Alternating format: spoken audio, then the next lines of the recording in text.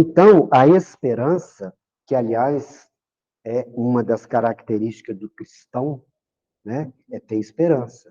Que a gente sabe que, nós espíritas principalmente, de que todas as dificuldades que nós estamos passando são dificuldades que nós precisamos passar por elas, para aprender, para evoluir, né, para resgatar dívidas, débitos. E de modo que, mesmo que o momento possa se mostrar com alguma dificuldade, a esperança nos dá forças para vencer tudo isso, né? Se a gente pudesse definir esperança, a gente diria que é um sentimento que nós desenvolvemos. Aliás, os sentimentos, de maneira geral, nós podemos desenvolver. Trabalhar isso em nós, né? Trabalhar o amor, a simpatia, a harmonia, isso é construção que a gente faz, né? A esperança é uma dessas construções. É um sentimento que a gente desenvolve, né? E que esse sentimento diz para nós que amanhã, lá na frente, aquele momento vai ser melhor do que o momento que eu estou vivendo hoje. E isso traz uma coisa muito importante para quando nós estamos passando por alguma dificuldade. Porque se eu tenho esperança, eu sei que lá na frente ela não vai existir mais, ela vai passar, né? Então, esperança é isso, é acreditar no amanhã, seja mais rápido ou menos rápido um pouco, que as coisas irão se resolver, né? Então, com a esperança, né, no nosso sentimento, a gente tem aí mais uma força para a gente superar um momento de dificuldade. Por quê? Porque eu sei que é passageiro, que não vai durar eternamente, que se a dificuldade existe hoje, amanhã eu espero, né, confio nisso, trabalho para isso, amanhã será melhor. Então, o Eurípides Barçanufo, ele tinha uma frase, né, falando da esperança, que ele dizia o seguinte, que Deus assiste aqueles que agem, trabalham, né, no bem, e não aqueles que apenas pedem. Claro que Deus não abandona ninguém, né? Mas o que Eurípides Barçanufo nessa frase quis dizer para nós é que a esperança é algo que a gente tem que ir trabalhando todos os dias para a gente alcançar o que deseja, né? Os espíritos costumam chamar que quem tem esperança e trabalha no bem enquanto aguarda as coisas melhorarem, eles chamam de esperança vitoriosa. Vai ter uma vitória lá na frente, né? Então, como lembra Eurípides Barçanufo, apenas a gente ficar só pedindo, claro que nós pedimos sempre, fazemos as nossas preces, né? Mas nós temos que fazer também a nossa parte, né? Pode parecer que não tem nada a ver com o assunto, mas nós vamos falar um pouquinho de saúde e qualidade de vida. Depois a gente vai ver que encaixa nesse tema, né? Nós sabemos que a nossa saúde, tanto física quanto espiritual, alguns fatores interferem na saúde, né? Por exemplo, um dos fatores, hereditariedade. Não é o fator preponderante, o maior fator, não. Mas algum tipo de problema orgânico, físico, que a criatura possa ter, pode ter uma origem nos seus ancestrais. Hereditariedade.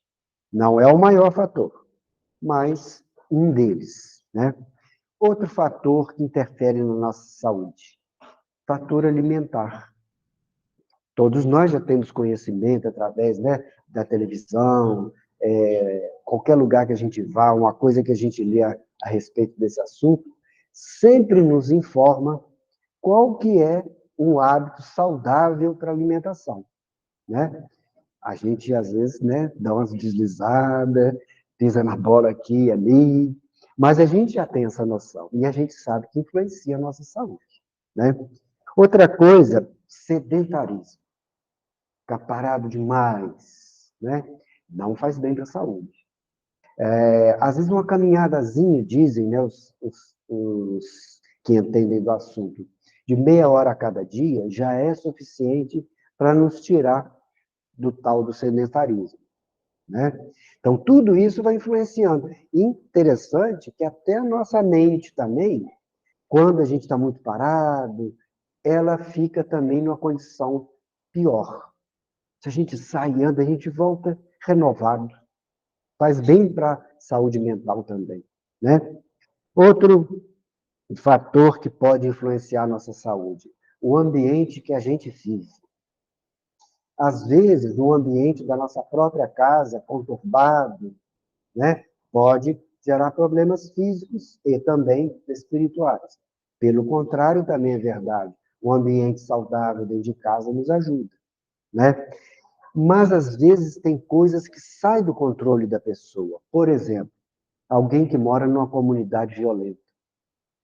Isso influencia na saúde dele, né? A gente tem visto na televisão, em muitos locais, a pessoa não sabe se vai poder ir trabalhar, porque vai ter tiroteio, não vai ter, e ali é perigoso, eu não posso sair e tal. Isso influencia na saúde. A pessoa fica, né, com mais esse peso para levar na sua vida ao lado daqueles outros que já fazem parte da vida normal, né? Os hábitos que nós cultivamos também influenciam diretamente na saúde, né? Eu tenho o hábito, vamos colocar uma coisa bem simplesinha, né? De tomar 3 litros de café por dia. Isso não é bom, né?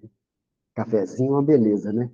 Muitos gostamos de café, mas tem o seu limite, né? É, E o mais importante, que influencia muito a saúde física e espiritual, são os nossos pensamentos. Nós temos um poder incrível no nosso pensamento, para o bem e para o mal também, né? Às vezes, as pessoas que não têm esse conhecimento de que o nosso pensamento ele é uma força muito grande, né? E fica ali com o pensamento negativo, na desesperança, né? Isso produz também problemas na saúde, tanto física quanto espiritual. O André Luiz, no livro Domínios da Mediunidade, ele, em certa vez, estava visitando uma reunião mediúnica aqui na Terra. E ele começou a observar como espírito desencarnado, que já tem a possibilidade de ver, né, as vibrações que as pessoas emitem, e ele disse uma coisa interessante. Ele diz assim, ó, compreendi naquele momento que somos naturalmente. Não é preciso acontecer nada, é da natureza. Nós somos naturalmente vítimas ou beneficiários dos nossos pensamentos. Então, ele via a pessoa que estava mais com problemas, ela trazia ali uma vibração negativa, né? E aquilo produzindo efeitos na saúde dela. Então, ele diz que a gente pode ser beneficiário, né? Do nosso próprio pensamento. Então, ele chama a atenção da gente nesse aspecto, né? De que a nossa mente, o nosso pensamento, a nossa maneira de vibrar é muito importante para nós. Às vezes a gente está num problema difícil, você dá uma paradinha, conseguir fazer uma vibração positiva, eu às vezes mudo tudo aquilo ali que eu estou enxergando de ruim em determinado momento. O próprio André Luiz fala lá no livro Excursão da Paz, de que até para a gente receber as coisas do plano espiritual, a gente tem que ter um certo equilíbrio, não é? Porque os espíritos estão sempre aí nos ajudando, sempre. Todos nós temos nossos mentores espirituais, né? Eles estão aqui com a gente nessa hora, trabalhando, né, nos ajudando, que é uma hora que a gente, né, nos ligamos mais às coisas espirituais, eles estão com um campo mais fácil para nos trazer coisas boas, né? Então, o André Luiz diz lá que até para a gente receber, a gente tem que ter um certo equilíbrio. Senão o Espírito traz uma coisa boa para nós, a gente fecha a nossa individualidade, aquilo não vem. Eles até trazem, mas a gente não aproveita. né? De modo que os fatores emocionais nossos, de modo geral, eles são preponderantes na nossa saúde física e na nossa saúde mental.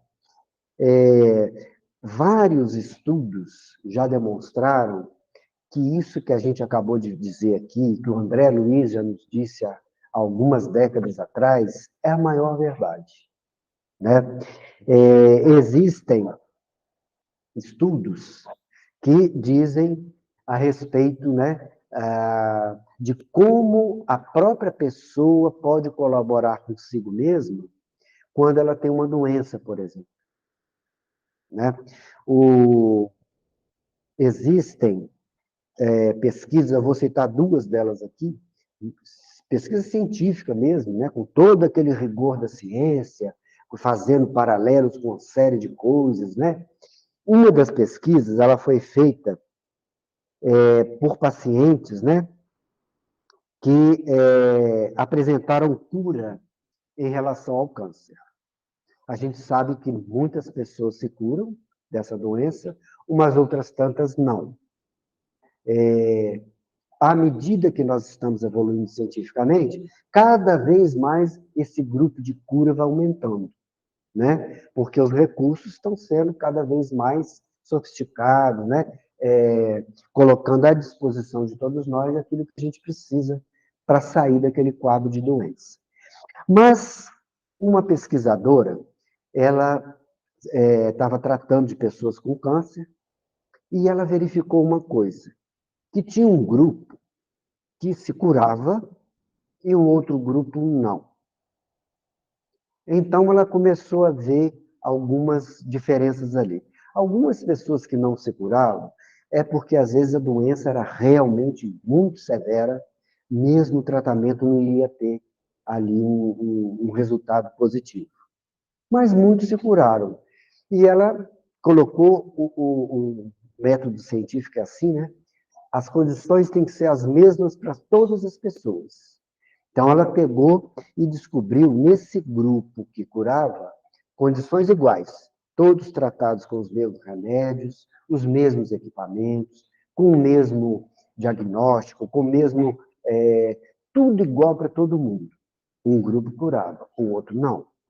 Excetuando aqueles que eu falei que a doença realmente era mais agressiva, ela então começou a pesquisar por que um grupo cura mais, se cura, aliás, e o outro não. Ou se cura, demora bem mais para sair da doença do que aqueles outros. E ela começou a fazer essas pesquisas, né? E ela descobriu três coisas que fazia que o grupo se curasse. Três coisas. Primeira, aceitação da doença. Não adianta a gente, quando recebe um diagnóstico, seja de que doença for, né? A gente dizer que não tem, deixa para lá, não trata. Então, tem muitas pessoas que nesse pensamento deixa de tratar e não se cura. Então, primeira coisa, essas pessoas que se curaram, entenderam que estavam naquele momento difícil, né? Mas tinha esperança, né? Sabia que lá na frente o negócio poderia ser melhor. Então, eles aceitavam a doença. Outra coisa, segunda coisa, continuaram as suas vidas normalmente. Agora eu vou ficar em casa, na cama, reclamando, não, vou à luta. Eles ali resolveram, vamos à luta, vamos fazer o que tem que ser feito. Né? E a terceira coisa, esperança. Esperança cura. Né?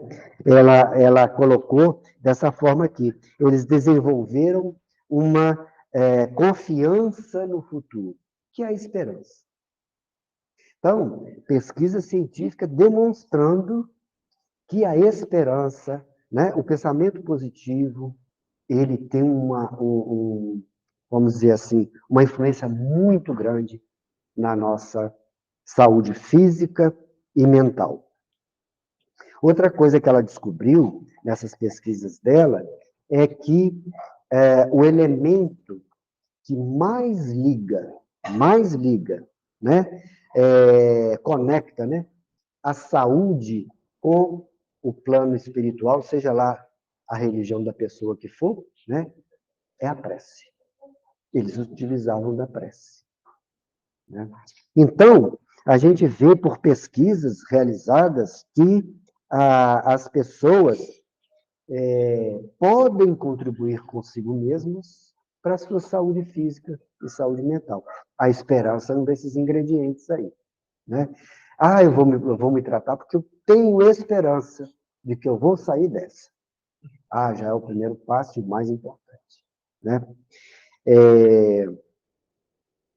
O Divaldo, ele conhecia, né, uma certa pessoa que vivia se aborrecendo com tudo, né? A pessoa era aquelas pessoas que a gente chama de mau gênio, né? Está sempre emburrada. O Emmanuel chama isso pessoa que sofre de uma doença, a doença das murmurações, reclamar demais, né? Então, que ele reclamava de tudo, tudo que acontecia estava ruim, nada era bom. Então, ele vivia nesses pensamentos negativos. Mas, de vez em quando, disse lá o Divaldo uma vez numa das suas palestras, ele procurava o Divaldo e pedia ajuda a ele. Mas, Divaldo, eu estou passando esse problema aqui, você pode me ajudar? O Divaldo, não, não posso. Você não pode, você ajuda tanta gente, né? Você leva esperança para tantas pessoas, por que você não vai me ajudar? É porque você tem uma coisa com você, que é o mau humor. Está aí dentro de você. Com ele aí eu não posso fazer nada. Então, sinalizando para nós, né, de que o pensamento negativo, ele influencia de modo negativo em tudo na nossa vida. Em tudo, né? De modo que, quando a gente desenvolve, né, igual eu disse no início, esse sentimento a gente desenvolve, que é a esperança, né? Ela é uma aliada nossa em qualquer processo de dificuldade que a gente está passando. A gente citou aqui, né, uma doença, mas existem outros, né? Problemas de relacionamento, problemas com drogas. Ah, eu não sei sair desse problema, eu não vou sair. Vamos desenvolver esperança, quem sabe, né? Problemas com pessoas da nossa família. Tudo isso, a gente tem essa ferramenta chamada esperança como um ingrediente para nos tirar, né, da dificuldade, ou pelo menos amenizar essa dificuldade e a gente conseguir fazer alguma coisa, né, para superar aquela dificuldade, né? E a gente sabe, como espírita, que essas dificuldades que a gente passa não são à toa. Não são assim, Deus escolheu. Você vai passar isso, você vai passar aquilo, para ficar aqui meio diferente uma pessoa da outra. Não é assim, né? A gente sabe que a gente traz os nossos débitos do passado, né? E a gente está aqui exatamente para resolver isso. E a gente pode resolver de uma maneira mais tranquila ou de uma maneira mais revoltada, que vai nos trazer outros problemas além dos que a gente já tem, né? De modo que, quando a gente se coloca, nós estamos fazendo isso aqui agora, na posição de ouvir o plano espiritual, e ouvir não é assim escutar uma palavra, né? Às vezes vem aquela ideia. Ah, como é que eu não tive essa ideia antes para resolver esse problema, né? Então, quando a gente, né, se coloca nessa posição, a gente já está no rumo de solucionar a dificuldade, né? De modo que, volto a repetir, né, conforme disse ali, que eu já disse aqui dos nossos mentores espirituais e que as pesquisas mostraram, né? A oração, a prece. Quem ora é porque tem esperança. É uma coisa direta ligada com a outra. Porque quem não tem esperança, que acha que não vai dar em nada, vai orar para quê? Para pedir o quê? Ele não acredita, né? Então, a esperança é essa ferramenta forte aí, né? Que nós temos conosco. E a gente pode, bom, né, trazer aqui uma historinha, que ela é verdadeira, e que mostra bem como que a esperança funciona a nosso favor. Essa história, ela se passa, é verídica, na década de 1970, nos Estados Unidos. Havia ali uma moça muito rica, professora da área de biologia, a família riquíssima, que mora ainda, ela ainda é viva, mora em Los Angeles. E, naquele momento do início da história aqui, ela estava para se casar e o noivo dela era um militar. Então, ela tinha todas as condições financeiras possíveis e imagináveis, né? Tinha muito dinheiro mesmo, a família dela. Era uma professora universitária nessa área que eu citei, de biologia, e ali ela começou, então, junto com o noivo, a montar ali aquela coisa do casamento, né? Vai ter festa, não vai? Quem que convida? Onde vai ser? Como é que vai ser? Ela era católica. E aí, resolvendo todas essas coisas, resolveram, então, organizar ali todo o trajeto que seria o casamento. O local, a festa, os convites começaram a ser todos já entregues, né? Aquilo que é normal num casamento. E aí, nesse meio desses acontecimentos, o marido recebe uma convocação do exército que ele iria para a guerra do Vietnã. Naquela década de 1970, a guerra do Vietnã ainda não existia. A guerra do Vietnã ela durou 20 anos. Foi de 1955 até 1975. Então, essa história é ali, em 1970, 71, por aí. Então, o marido militar foi convocado para ir para a guerra. Né? E aí, antes da guerra, ele iria passar por um treinamento de 3 meses numa base militar. Né? E aí veio a dúvida. Nós vamos casar antes dele ir para a guerra ou vamos aguardar que ele volte e realize o casamento depois? Né? Conversa com os pais de um, de outro, trocam ideias, resolve se casar naquele momento mesmo. E aí eles tiveram uma ideia. Na base militar, a noiva, né, a futura mulher daquele militar, não poderia entrar, porque ali a base tem todo um métier, né, um modo de fazer as coisas que só as pessoas que são ligadas àquele tema, que são os militares, que são permitidas a presença ali. Então, eles resolveram o seguinte: próximo à base militar, existiam algumas casas simples, e eles, vamos dar uma reformada mais ou menos numa dessas casinhas que estavam desocupadas, para a gente, enquanto esses 3 meses de treinamento durarem, de dia ele ficava na base militar e de noite ele ia para essa casinha ali próximo, né, para eles começarem a conviver, né, casal novo, e resolveram dessa forma.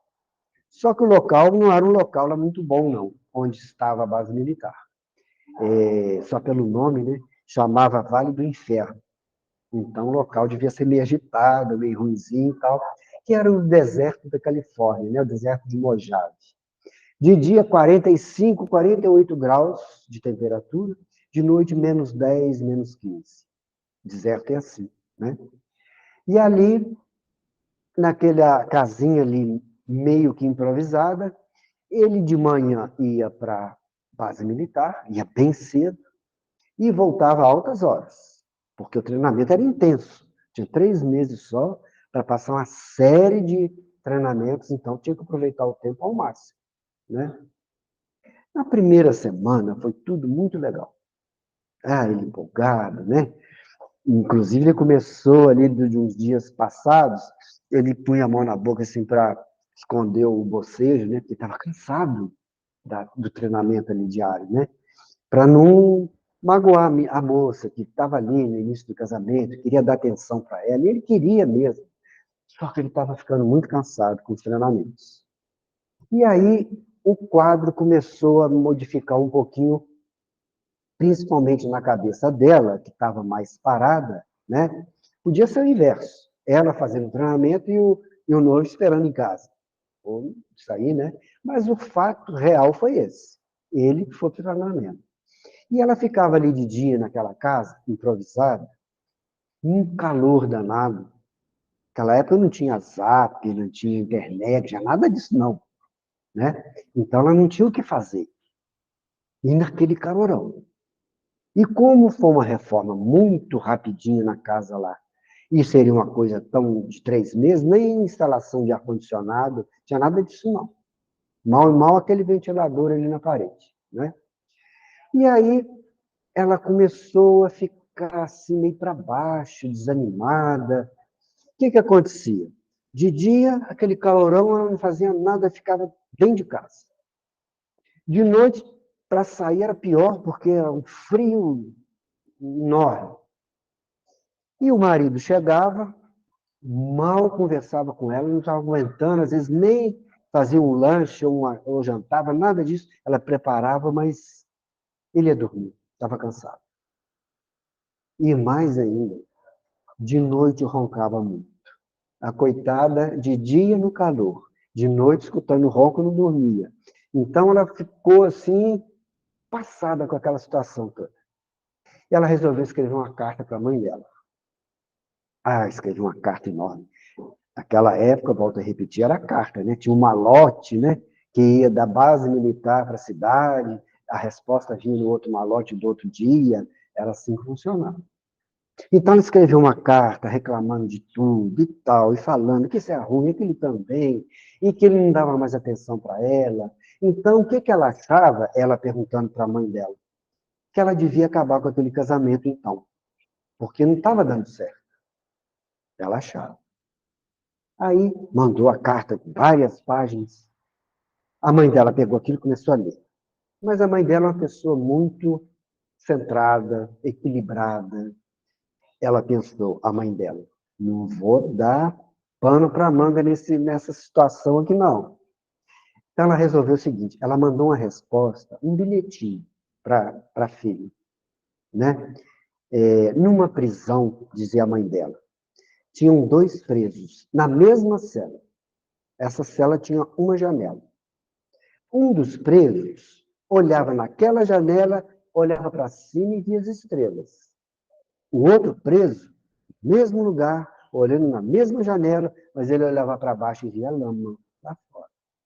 Abraços, mamãe. Falou mais nada. Ela recebeu aquele bilhetinho, né? De cara, ela, nossa, mandou só esse bilhetinho, aquela carta quilométrica, né? Mas ela pensou, o que será que a minha mãe quis dizer com isso? Ela pensou, começou a refletir um pouquinho.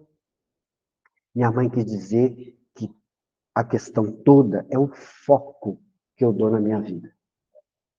Ou posso olhar a estrela, ou posso olhar a lama. Eu tenho que escolher. Né? Ainda bem que ela pensou desse jeito. Né? Então, ela, como é que eu posso melhorar isso aqui? Ela começou a pensar, se entregou. Eu vou sair, então, andando aqui pelo deserto, de dia, vamos ver. Ela foi andando, e ali ela começou a observar que no chão tinha várias conchas e animais também fossilizados. Como ela era da área de biologia, ela entendia o que era aquilo. Sabemos nós, né, que no lago, o deserto de Mojave era fundo de mar há milhões de anos atrás. E ali aquelas conchas eram derivadas daquele período, que estava ali no chão, né? E algumas até mexendo um pouquinho com a areia, tirava ali aquelas conchas. E ela entendia daquele assunto. E ela teve uma ideia. Aquele assunto, muito pouco havia de livros escritos a respeito. Então ela pensou, eu posso recolher essas conchas, começar a trabalhar essas conchas, separar, classificar, e começar a escrever alguma coisa. Vamos ver o que isso vai dar. Para não ficar todo, vou começar a fazer isso aqui. E foi assim. Aí, de dia, colhia um monte de conchas, levava para casa, arrumava tudo direitinho, separava cada um no seu grupo e começava a escrever alguma coisa. Aí já começou a mudar o astral dela. O marido chegava, você está cansado, não sei e tal, não, está precisando de alguma coisa, não, você me desculpa, mas realmente estou cansado, vou ter que dormir. E começaram as coisas a se melhorarem ali. Ela mudou o foco, né? Então, os dias dela passaram a ser dessa forma. Recolher as conchas, de noite, classificar e escrever o texto. E foi assim. Um desses dias que ela saiu, foi um pouco mais longe, ela encontrou uma tribo indígena. Nesse deserto mora tribos que são nômades, eles mudam de lugar, mas dentro do deserto mesmo. O deserto é muito grande. Então, ela chegou ali e viu os índios trabalhando em alguns artesanatos. E ela, que era uma pessoa muito rica, tinha muito contato com arte, né, com pintura, escultura, ela conhecia isso tudo muito bem. Então, ela observou que aquele artesanato era de alta qualidade, ela achou de alta qualidade. E ali ela chegou de cara, os índios não gostaram muito dela, não, né? Por causa, pensaram os índios, né? Ah, uma mulher branca, o que está fazendo aqui? Né? A questão, né, da, da discriminação racial, né? Naquela época era pior. Hoje já melhorou um pouco, mas a gente sabe que ainda tem problema, né? Então os índios, o que é que essa mulher está fazendo aqui? Mas ela chegou tão simpática, ela elogiou o trabalho deles, mas que coisa bem feita, e tal, e tal. E eles foram se desarmando, né? Aí ela disse, posso fazer uma proposta então para vocês? Vocês me ensinam a fazer esse artesanato? Podemos fazer até mais. Vocês me ensinam esse artesanato e eu ensino inglês para vocês, que eu estou vendo que vocês estão com dificuldade do inglês para comunicar lá fora da tribo, que eles têm a língua própria deles, né? Então, vamos fazer essa troca? Ela foi tão simpática que eles até aceitaram. Então, a vida dela já teve mais uma coisa para fazer. Recolhia as conchas, lavava as conchas, ia para a aula de artesanato, acabava aquela aula, ela começava a ensinar inglês, e assim foram os dias. Ela ocupada, de noite escrevendo, e aquela função toda ali tirou ela daquele pensamento negativo que ela estava desenvolvendo, né? De modo que, num determinado dia, ela chegou para os indígenas e perguntou, mas aqui, como é que vocês vendem a produção de vocês? Ah, tem uma pessoa que vem aqui, o famoso atravessador, né? Tem uma pessoa que vem aqui, pega, vende, mas ó, no final não sobra quase nada para nós. Ela, não, isso não tá, ela pensou, isso não está certo. Esse trabalho tem muita qualidade, isso não, é para vir mais recursos para esse pessoal, né? E eles precisando. Então, ela pegou um determinado momento, vou fazer uma proposta para vocês. Eu vou abrir uma loja lá em Los Angeles para vocês venderem a produção. E vamos combinar assim. No começo, deixa todas as despesas comigo que eu tenho condição de bancar. Aluguel, licença, imposto, pode deixar tudo comigo. Vamos ver como é que vai acontecer as vendas. À medida que for dando certo, se acontecer de dar certo, dar lucros, aí vocês assumem a gerência do negócio. Aí eles adoraram. Para começar, se não der tudo errado, não vão gastar dinheiro nenhum, né? Vamos tentar. E assim foi feito. Nesse meio tempo, deu uns 3 meses, o marido foi para a guerra. E ela continuou naquela função ali, lá no deserto ainda. Propôs a eles, aos indígenas, né, essa questão da loja. Aí ela foi para a cidade, abriu a loja, arrumou tudo, né? Tinha muito conhecimento das pessoas na cidade, fez propaganda, foi um sucesso a loja. Vendeu tudo que tinha. Era produção, chegar e vender. Chegar e vender, não parava nada ali, né? Para deixar sem vender. E aí, ela teve a ideia de abrir uma outra loja na cidade, mesmo lá no outro bairro. Mesmo sucesso. Vendia tudo que vinha. Né? E os índios ficaram maravilhados com isso. Eles com dificuldades financeiras terríveis, com doenças, né, de crianças e tudo mais e tal. Tendo que ter recursos para tratar, né, de tudo isso. Aí começaram a se sentir, né, valorizados pelo trabalho e pelo sucesso que foram as vendas. Conclusão, isso é verdadeiro. se hoje ainda existe isso que eu vou falar, que eu não sei. Mas na época, lá, 1971, 72, foram abertas 140 lojas dos Estados Unidos inteiro, de material, trabalho indígena, de várias tribos, que ela articulou isso tudo aí, né? 140 lojas e várias pessoas, né, vivendo daquilo ali e vivendo em condições melhores. Né? Outro detalhe, ela começou aquele escrito, né, sobre as conchas lá, naquela casinha no deserto, ela publicou um primeiro livro, né, escreveu um livro e publicou, o maior sucesso também. Foi adotado, né, nas universidades americanas e no mundo inteiro, que era um assunto pouco explorado. Conclusão, ela escreveu 10 livros durante alguns anos à frente, né? Todos com maior sucesso.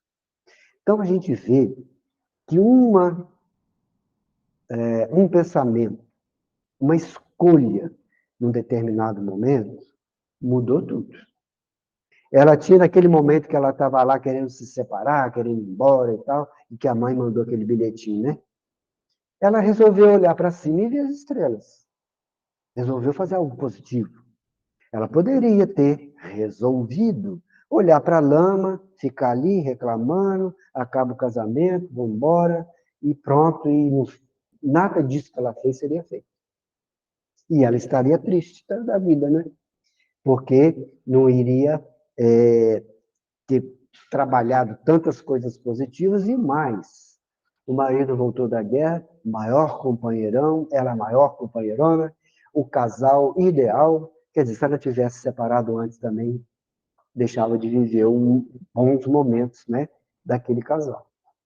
Então a gente vê que a gente tem conosco, muitas vezes, um momento de escolha. Aquele que não tem esperança de futuro, ele vai escolher mão. Quem espera algo bom lá na frente, ele vai pensar bem, ele não vai ser precipitado, ele vai agir, né? Lembrando da nossa heroína, né? Da historinha ali, ele vai agir como ela, vai querer mudar o rumo, às vezes, negativo dos seus pensamentos e buscar um caminho esperançoso, né? De que lá na frente tudo vai se resolver. Esse, esse, essa história, né? Ela era contada por um pastor lá nos Estados Unidos, nessa década. O pastor, ele chamava Harold Robert Schiller. Ele era muito famoso na época. O que projetava essas pessoas na época não era a internet, que não existia, era o rádio. Então, ele fazia essas pregações dele, essa historinha foi uma das pregações, né? No rádio, nos Estados Unidos inteiro, e também em todos os locais de língua hispânica, né? Estados Unidos tem duas línguas oficiais, inglês e espanhol, né? E toda a América Central, América do Sul, aqui nos nossos vizinhos, todos que falam espanhol, na própria Espanha. Então, isso ia para o mundo inteiro. Fazia um sucesso incrível, ele já faleceu, né? E essa historinha, ele tinha esse título para ela: Floresça onde você for plantado. A vida nos planta aonde a gente está, não é verdade? Na família que a gente tem, na vizinhança que a gente tem, nos colegas de trabalho, nas pessoas que são nossos amigos, né? Nós estamos plantados aqui, nesse momento, com essas pessoas ao nosso redor, né? Então, vamos florescer aonde a gente está. Não precisa de coisas mirabolantes para a gente florescer, né? Basta a gente ter esse olhar esperançoso para o futuro. E para a gente ir encerrando, a gente vai lembrar aqui de uma passagem de Jesus, que foi o Sermão da Montanha. O Sermão da Montanha foi, segundo dizem, né, muitos espíritos superiores, o maior tratado de esperança que a Terra já viu. Não teve outro. Porque Jesus dizia lá, né? Ó, bem-aventurados os que choram, porque serão consolados. Esperança. Está no problema no momento, lá na frente pode ser outra coisa melhor, né? Bem-aventurados é a mesma coisa que felizes. Felizes dos que choram, porque serão consolados, né? Bem-aventurados ou felizes, né? De todas as condições Jesus foi colocando de dificuldades, que lá na frente elas vão ser resolvidas. Mas depende da gente, né? Como disse Eurípides Barçanufo, quando a gente trabalha no bem, a gente vai construindo essa possibilidade para nós, enquanto aguarda lá na frente chegar bem, né? E nesse dia do Sermão da Montanha, aconteceu um fato na casa do Mateus, um dos apóstolos de Jesus, né? O Mateus era riquíssimo, muito rico. E ele tinha uma mansão, morava numa mansão estupenda, né? E logo cedo na casa dele, pela manhã, no dia do Sermão da Montanha, o sermão foi à tarde, e de manhã, lá na casa do Mateus, foram 3 pessoas, não para pedir alguma coisa. E por que eu falo pedir? Porque naquela época, muitas das pessoas que tinham alguns problemas, elas pediam aos apóstolos para que intercedessem por elas com Jesus. Por quê? Porque nas pregações nem sempre a pessoa conseguia chegar próximo de Jesus. Eram muita gente, muitas pessoas. Uns conseguiam, outros não, né? E eles não imaginavam que não precisava chegar perto de Jesus. O pensamento, né, poderia atrair aquilo que eles estavam precisando. Só que eles não tinham ainda essa informação, né? Hoje nós espíritas sabemos disso, que é a coisa mais recente, né? Que o nosso pensamento atrai aquilo que a gente pensa.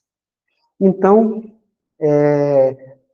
várias pessoas iam na casa do Mateus, do Pedro, do André, né? Pedindo alguma coisa em relação a Jesus. Teve até uma passagem, que vocês devem lembrar, que tiraram o telhado da casa do Pedro, não sei se vocês lembram, para descer uma maca com um doente dentro onde estava Jesus. Porque eles não conseguiam entrar de tanta gente ali dentro da casa, próximo à casa. Tiraram o telhado da casa do Pedro e desceram numa corda e Jesus curou essa pessoa. Então, eles iam pedir coisas aos apóstolos. Ah, interceda por mim para isso. Oh, estou precisando daquilo. E assim. Mas nesse dia, lá na casa do Mateus, foram 3 pessoas para pedir apenas, não foi pedir nada, foram oferecer os trabalhos deles para como que eles poderiam fazer, né? Essa era o intuito da visita. Como que eles poderiam fazer para ajudar a disseminar a boa nova, né? A mensagem de Jesus. Eles já tinham assistido a algumas pregações, poucas, né? Porque o Sermão da Montanha foi logo no comecinho das pregações de Jesus, né? Mas existiam outras antes, e as curas, né? Elas percorreram a Judéia inteira na época, né? Israel inteiro. Então, foram se oferecer. Só que eles todos 3 tinham problemas. Um era aleijado, usava muletas, estava com muita dificuldade. O outro teve algum desentendimento com a família dele, e a família não quis que ele ficasse mais com eles. Tinha um problema. E um terceiro era uma espécie de morador de rua da época, né? Diferente do que é hoje, mas mais ou menos isso. Ou seja, eram 3 pessoas que tinham problemas. E o Mateus virou para eles: não, mas vocês não vão poder ajudar em nada aqui na propagação do Evangelho. Mas por quê? Ah, vocês não têm condição, não. Como é que você vai andar com essa muleta aí? E você outra aí? Uma pessoa que vive nas ruas. Quem vai acreditar em você? Ou seja, o Mateus escanteou os 3. Falou: vocês não servem, não. E a gente faz aqui uma observação, que logo no comecinho das pregações de Jesus, nem os apóstolos tinham entendido ainda mais profundamente a mensagem que Jesus estava trazendo. Então, o que o Mateus pensou? Ele que era muito rico. Não, para expandir o evangelho, nós precisamos dos poderosos da terra, os generais, os reis, né? O tetrarca lá da época, e aí ia. E ele contou essa história para Jesus. Dá um pouco, Jesus chegou na casa dele, dirigindo-se, né, para a montanha próxima, para fazer o sermão na montanha. E o Mateus, assim, até animado, tá vendo? Ó, eu disse para eles que não servem, não. Tal. Jesus, olha, as pessoas que já perderam as ilusões do mundo, como aqueles que tinham dificuldades, né? Esses é que vão expandir o evangelho. Ou seja, mais uma esperança para essas pessoas. E o sermão mais tarde, os três foram também. Foi isso. Olha, seja lá, trocando em miúdos, né? Seja lá quem você for, seja lá o problema que você tiver, amanhã você será consolado, amanhã você terá isso de retorno, amanhã tudo vai se resolver.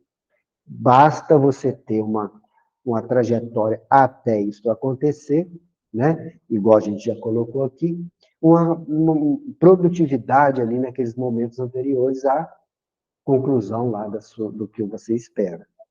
E os três ouviram essas pregações de Jesus, eles desceram animados, sorrindo, e viram, olha, tá vendo? Ele falou que não tinha jeito, mas nós temos jeito, tá vendo? Jesus disse que qualquer um vai poder alcançar aquilo que deseja, né? E o Mateus viu os três, né? Foi lá, pediu desculpas.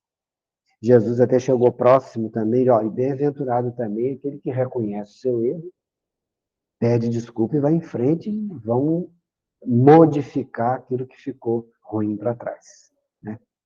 De modo que é isso. A esperança, ela é esse sentimento que a gente pode desenvolver, repito, aguardando lá no futuro dias melhores do que hoje. E é possível sempre.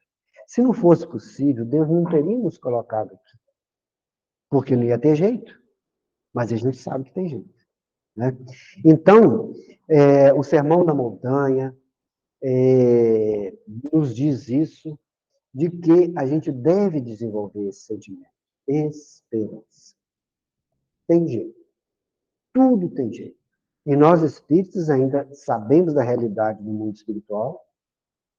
Tem coisas que, às vezes, eu não vou resolver aqui nessa encarnação, mas eu tenho outras lá na frente. Não preciso me desesperar e querer também fazer tudo nessa, que eu não vou conseguir, não.